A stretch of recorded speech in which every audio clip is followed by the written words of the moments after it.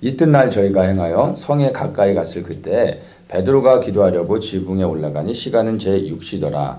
시장하여 먹고자 하매 사람이 준비할 때 비몽사몽간에 하늘이 열리며 한 그릇이 내려오는 것을 보니 큰 보자기 같고 네 기를 메어 땅에 들이웠더라.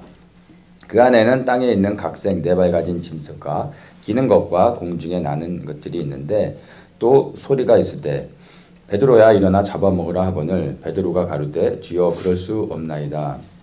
속되고 깨끗이 아니한 물건을 내가 언제든지 먹지 아니하였사옵나이다. 한데 또 두 번째 소리 있으되 하나님께서 깨끗하게 하신 것을 내가 속되다 하지 말라 하더라. 이런 일이 세 번 있은 후 그 그릇이 곧 하늘로 올리워 가니라. 아멘. 성령님께 순종하라라는 제목으로 오늘 이 본문 말씀을 함께 나누려고 합니다. 베드로가 기도하는 가운데 환상을 보게 됩니다. 환상이 뭐냐면 바로 우리가 읽은 이 본문의 내용인데 유대인들에게 부정하게 여기는 것들이 있습니다. 근데 환상 중에 그 부정한 것들이 이렇게 보여진 거예요. 그것을 먹으라고 하나님의 음성이 들려준 겁니다. 유대인은 이제 그 율법을 보면 먹을 수 있는 음식이 있고 먹으면 안 되는 것들을 분명하게 이제 율법을 통해서 말해주고 있습니다. 그래서 이제 짐승들 같은 경우에는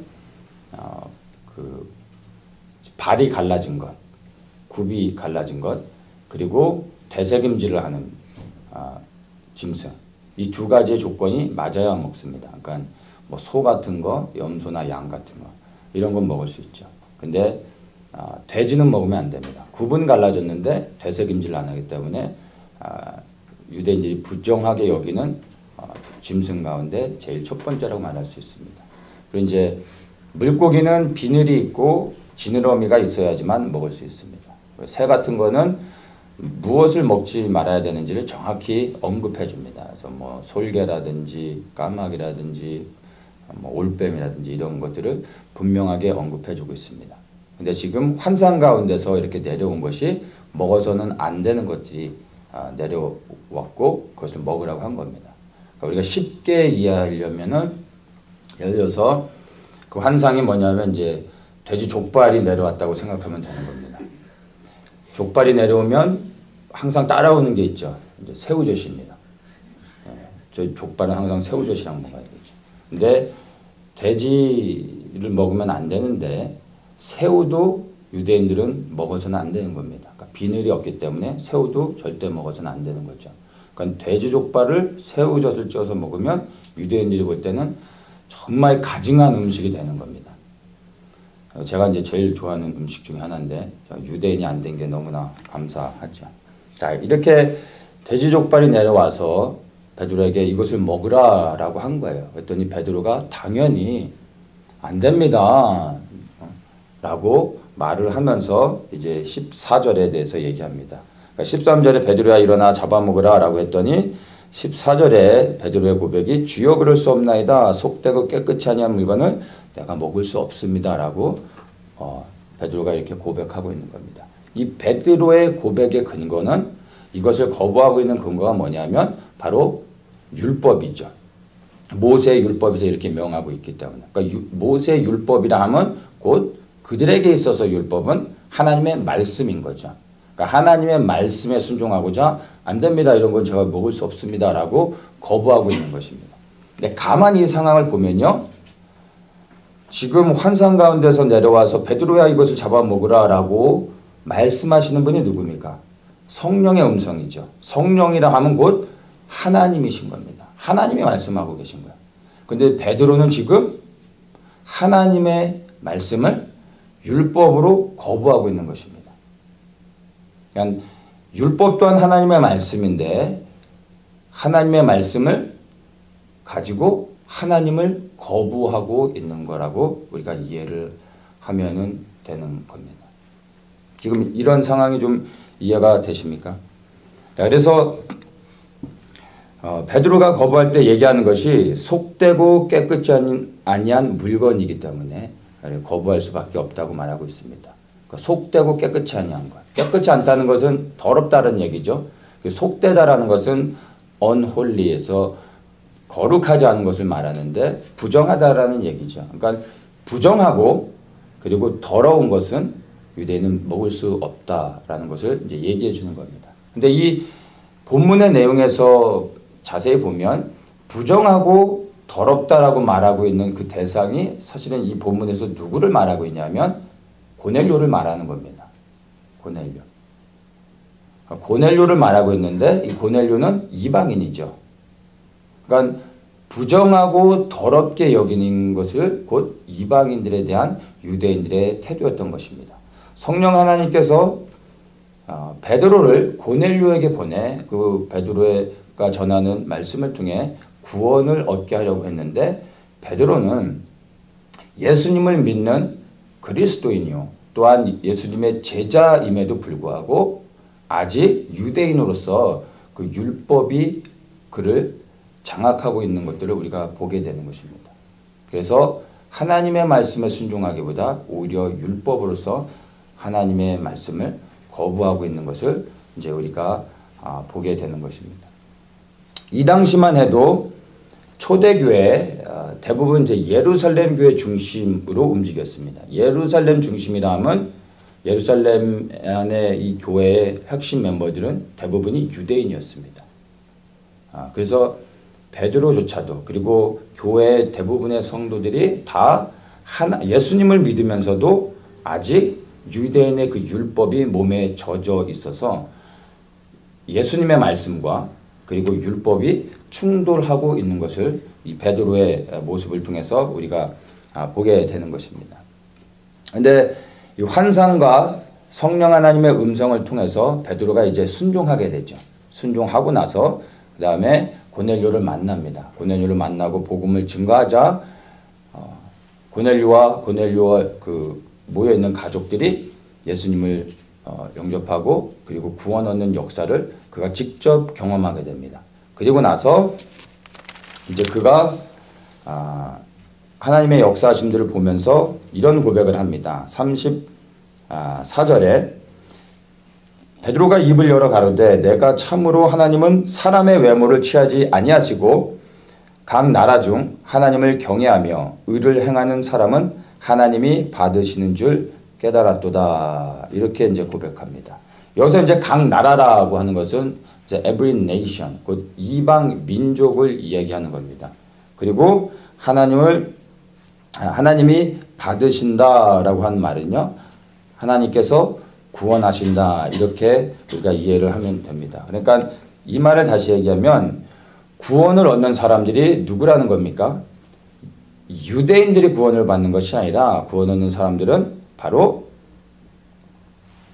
하나님을 경외하며 의를 행하는 사람이다라고 말하고 있는 거죠. 그러니까 유대인이 구원받는 것도 아니고 그렇다고 해서 이방인이 구원을 받는 것도 아니고요. 교회가 구원을 받는 것도 아닙니다. 구원을 받는 사람은 하나님을 경외하며 의를 행하는 사람들이 구원을 받는 것이다 라고 베드로가 얘기해 주고 있습니다. 여기서 이제 하나님을 경외한다는 것을 조금 더 구체적으로 보면은 사실 경외한다라고 말할 때 항상 우리가 생각하는 것이 두려워하는 것으로, 그러니까 하나님에 대해서 두려워하는 것으로 이해를 하는 게 보다 더 정확한 표현입니다. 그래서 하나님을 두려워하고 의를 행하는 사람이 구원을 얻는다. 이렇게 우리가 이해를 하면 됩니다.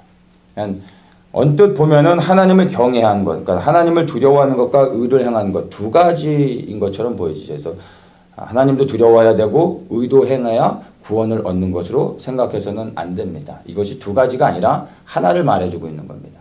그러니까 하나님을 두려워하기 때문에 의를 행하게 되는 것입니다.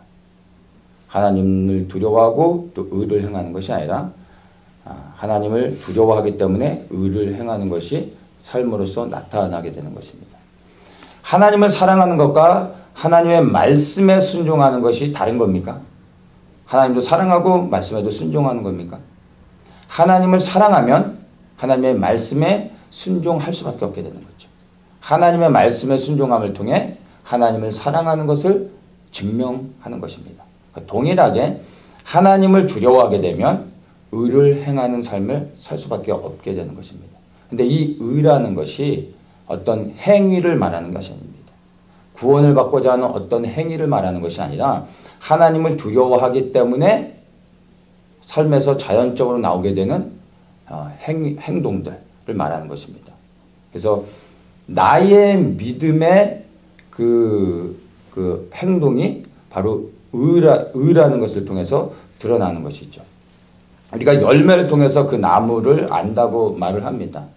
그러니까 나는 포도나무야 라고 해서 포도나무가 되는 것이 아니라 그 나무가 맺혀지는 열매를 통해서 그 나무가 무슨 나무인지를 우리가 알게 되는 것이죠.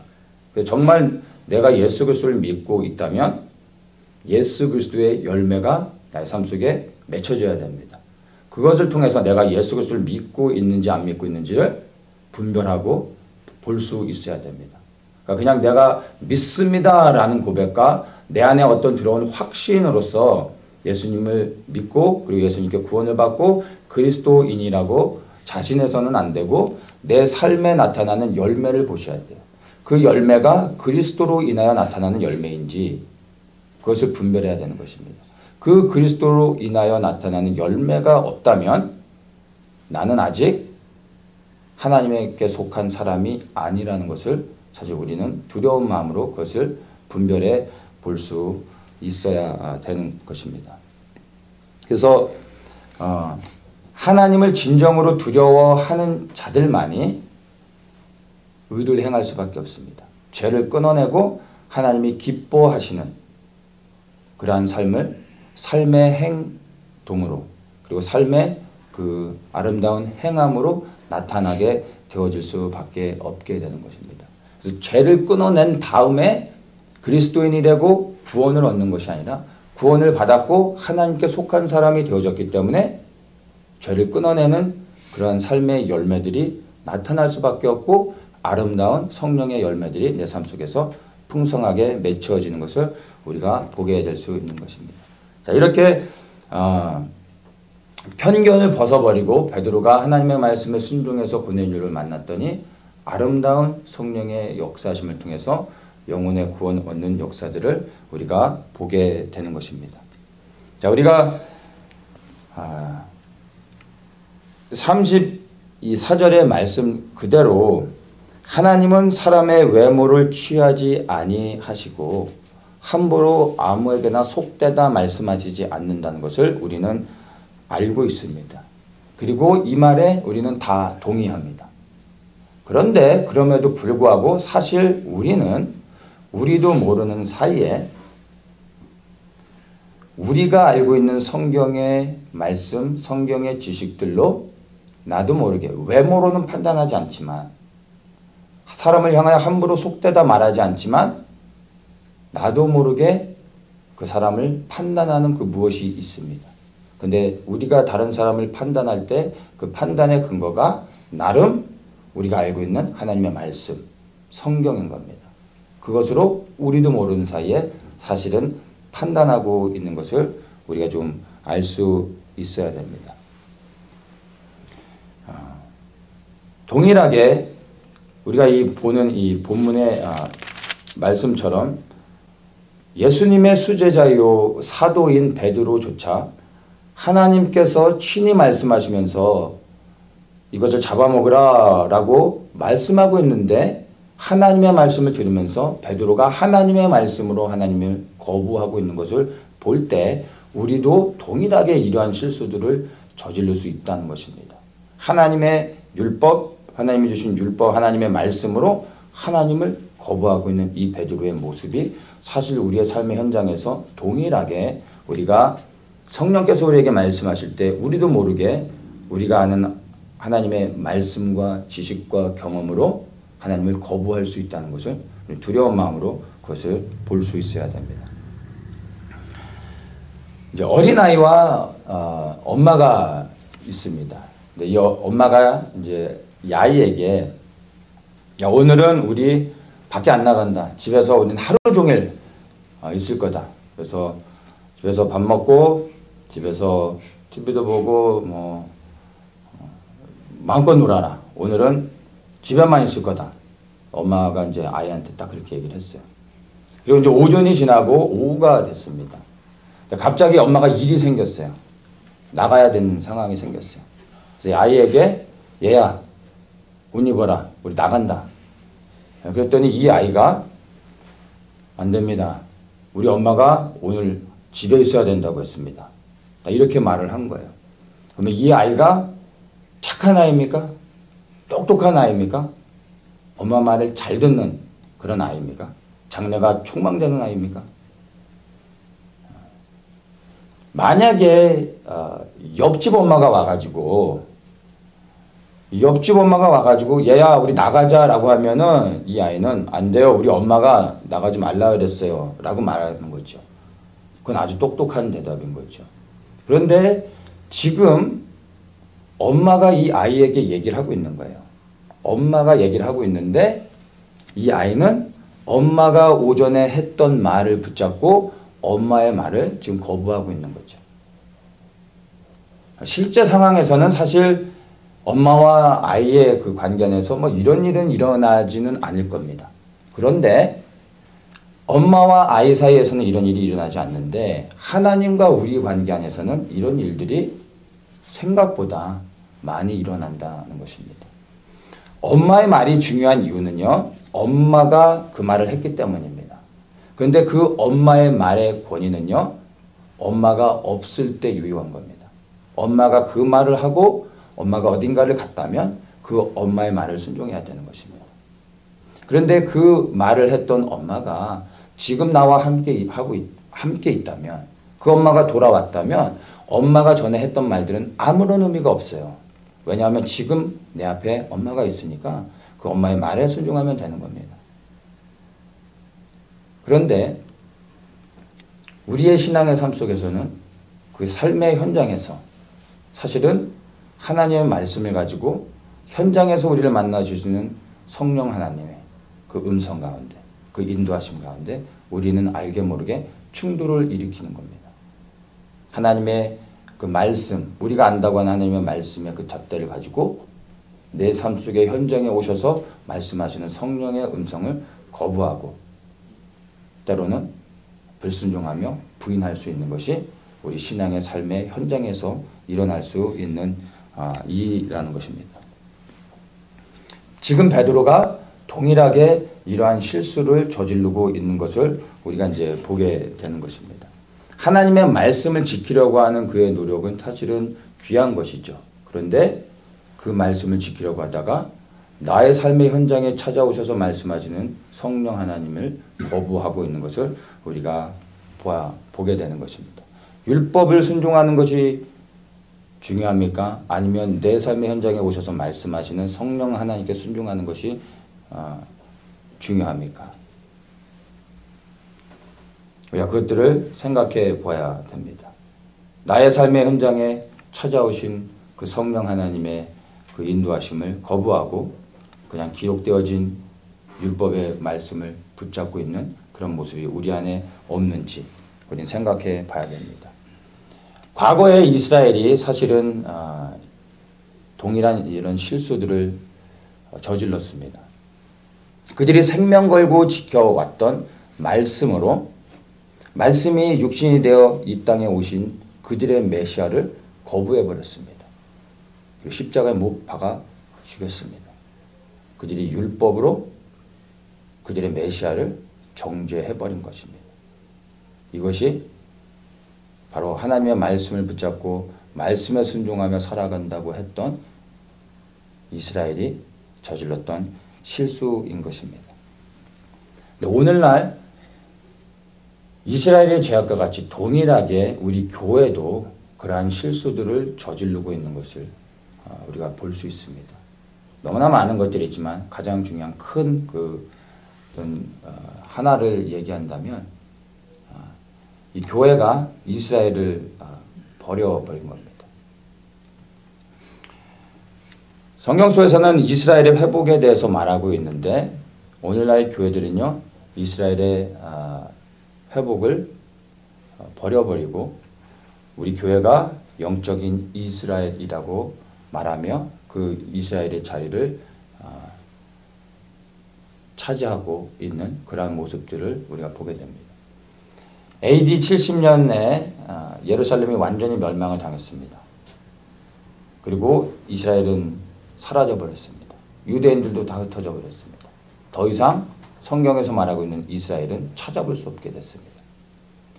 성경을 연구하는 사람들이 아무리 봐도 이 성경엔 분명하게 이스라엘의 회복이 기록되어져 있을 뿐만 아니라 이스라엘에 대한 축복들이 그리고 예언의 말씀들이 계속해서 선포되어지고 있는데 그것이 성경의 마지막 그리스도의 재림까지 이스라엘과 연관되어져 있는데 이스라엘은 존재하지 않는 거예요. 해석할 길이 없어지게 되죠. 그래서 나중에 무엇을 하게 되냐면 이 육적인 이스라엘은 더 이상 필요 없어. 이들은 하나님의 말씀에 불순종했기 때문에 이들은 하나님으로부터 저주를 받고 끊겨져 버렸어. 이제는 육적인 이스라엘이 아니라 우리 교회가 영적인 이스라엘이 돼서 이제 하나님의 축복을 교회가 받게 되고 이제 그 교회가 이스라엘을 대체하게 됐다라고 그것을 붙잡게 되는 그런 실수를 저지르게 됩니다. 그러니까 이스라엘을 버리고 교회가 그 축복의 자리를 대체해버린 것입니다.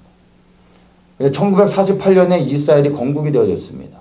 67년에 예루살렘도 회복되어졌습니다. 성경 속에서 기록되어진 말씀이 이제 새롭게 해석되어지고 있는데 그 회복의 이스라엘을 통해서 우리가 볼 수 있는데도 불구하고 여전히 이미 만들어 놓은 그런 대체 신학, 그들이 만들어 놓은 사람들이 만들어 놓은 그리고 해석한 이 방법을 버리지 못하고 많은 교회들이 여전히 교회가 영적인 이스라엘이고 하나님의 축복을 받았다고 그 영적인 하나님의 그 계보를 이어간다고 생각하며 이스라엘을 거부해버리고 이스라엘을 무시하고 있는 것이 오늘날 많은 교회들이 저지르고 있는 실수 중에 하나인 것입니다. 이 이스라엘을 깨닫지 못하면요, 에베소서에 기록되어져 있는 한 세 사람의 비밀을 알지 못하게 됩니다. 한 세 사람이라고 하는 것은 그리스도 그리고 이스라엘, 이방인 이 셋이 함께 연합하여 지는 것이 바로 한 세 사람의 아름다운 연합이요 비밀입니다. 성령 하나님을 통해서 이 땅에 교회가 시작되어졌는데 하나님께서 가장 기뻐하는 교회의 모습은 무엇이냐면 이스라엘과 이방인이 하나 되어져서 그리스도를 머리 삼아 하나님께 그리스도를 위하여 살아가는 것, 그것을 통하여 하나님께 영광을 돌리는 것. 이스라엘과 이방인 그들이 그리스도를 통하여 하나 되어 하나님을 섬기는 것이 하나님께서 정말 교회 안에서 교회를 통하여 보기 원하시는 기뻐하는 모습인 것입니다. 이게 한 세 사람의 비밀이고 아름다운 연합인 것입니다. 그래서 이렇게 교회가 유대인과 이방인, 이스라엘과 이방인이 함께 모여 예배드릴 때 하나님이 가장 영광을 받으시는 것입니다. 이것이 사실은 교회의 온전한 회복이고 이 시대의 하나님의 교회에 대한 부르심이라는 것을 우리가 알 수 있어야 됩니다. 하나님의 말씀은 생명입니다. 어느 누구도 그 말씀은 부인하진 않죠. 그리고 우리는 생명되는 이 하나님의 말씀을 통해서 정말로 날마다 우리를 채워야 되는 것입니다. 하나님의 말씀이 곧 생명입니다. 이 생명을 붙잡고 이 생명만이 우리를 살릴 수 있음을 압니다. 기록되어진 성경이 곧 하나님의 말씀임을 우리는 또한 믿습니다. 그러면 이 기록되어진 성경의 말씀, 이 성경이 곧 생명이라고 말할 수 있겠습니까? 아닙니다. 이 기록되어진 성경, 이 성경의 말씀은요, 성경을 기록하신 성령 하나님께서 친히 우리에게 해석해 주시는 순간 우리에게 생명이 되어지는 것입니다. 성경 자체가 생명이 있는 것이 아니라 이 성경에서 기록되어진 말씀들을 성령 하나님이 우리에게 하나하나 해석해 주시고 깨닫게 해 주시는 때 비로소 성경이 살아 역사하는 하나님의 능력의 말씀이요 우리를 살리는 생명이 되어지는 것입니다. 근데 우리는 성령의 도움 없이 그저 우리의 생각으로 우리의 지식으로 또 우리의 경험으로 성경을 우리가 쉽게 해석하려고 하는 겁니다. 그리고 그것이 하나님의 말씀이라 생각하고 때로는 우리에게 친히 오셔서 말씀을 기록하신 성령님이 친히 찾아오셔서 우리에게 그분을 계시하여 주시고 말씀하시는데도 불구하고 우리는 기록되어진 성경으로 그 성령님을 거부해 버리는 것입니다. 이게 실제 우리의 삶 속에서 일어나고 있는 성령 하나님과 그리고 성경이 충돌하고 있는 것입니다. 유대인이 바로 예수님과 율법 안에서 충돌을 일으키고 있는 것처럼 우리에게도 동일한 이러한 문제가 있습니다.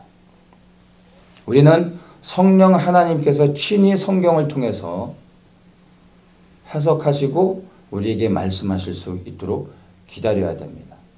우리가 스스로 노력해서 성경을 해석하려고 하는 것이 아니라 성경을 펴고 눈을 부릅뜨면서 말씀을 우리가 막 쪼개려고 하는 게 아니라 성령 하나님이 우리 안에 오셔서 우리의 심령을 쪼개고 나눠서 우리가 정말 성령 하나님이 깨닫게 하시는 것들을 우리가 듣고 겸손히 받을 수 있도록 성령 하나님이 우리 안에서 말씀하시도록 해야 되는 것입니다.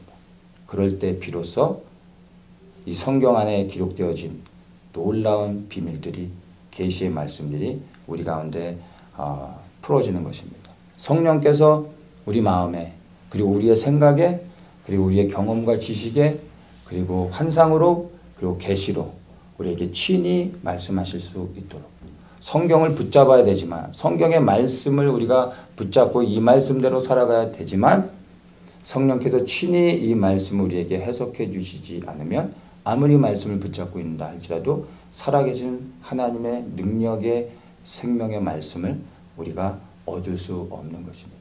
그래서 겸손히 성령 하나님을 통해 우리에게 말씀하실 수 있도록 날마다 우리의 해석의 자리를 성령 하나님께 내어줄 수 있어야 됩니다. 그러면 우리가 깨닫지 못했던 것들 그리고 우리가 절대로 알 수 없는 하나님의 놀라운 비밀들 이러한 나눴던 이스라엘에 대한 이런 것뿐만이 아니라 우리의 삶의 현장 가운데서 성경에 기록되지 아니하였지만 성경 안에서 해석되어질 수 있는 분별할 수 있는 놀라운 말씀들 그리고 삶의 방향들 그리고 하나하나 조목조목 우리에게 필요한 모든 것들을 성령 하나님께서 우리에게 말씀해 주십니다. 우리는 그 말씀을 따라 순종하며 갈 수 있어야 됩니다. 우리가 성령님께 순종할 때 성경을 통해 성령 하나님의 음성을 분별하는 데 있어 조금도 부족함이 없게 됩니다. 첫째는 성령 하나님이 내 안에 오셔서 말씀하시도록 하며 성경을 통해 그것들을 분별해 나가는 것입니다. 그러면 정말 이 시대 가운데 우리에게 필요한 말씀들을 성령 하나님이 친히 우리에게 말씀해 주실 것입니다. 깨닫게 해 주실 것입니다. 어제 내가 깨달은 말씀이 성령 하나님께서 오늘 또 새롭게 나를 만나 주실 때 동일한 본문의 말씀을 동일한 구절을 가지고 새롭게 우리를 만나 주시고 새롭게 우리를 깨닫게 해 주실 수 있습니다. 이것이 오직 성령 하나님만이 하실 수 있는 것입니다. 그래서 정말 우리가 성령 하나님을 의지하며 이 기록된 성경의 말씀이 살아 역사하며 우리를 깨우고 우리를 살리며 그렇게 우리를 인도하실 수 있도록 우리 자신을 내어주는 그러한 정말 자유한 삶을 사는 그러한 성도님들 되시기를 예수님의 이름으로 축복합니다.